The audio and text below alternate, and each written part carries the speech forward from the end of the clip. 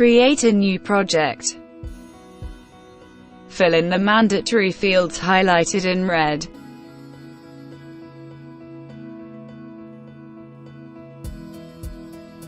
Enter a description, manage status and indicate start and end date.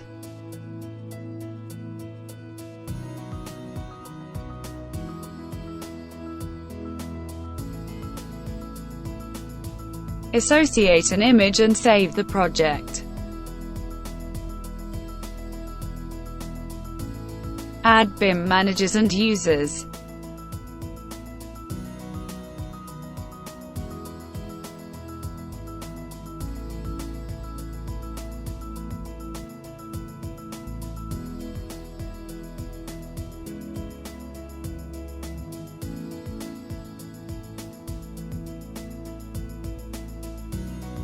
Choose which users are active and which are guests.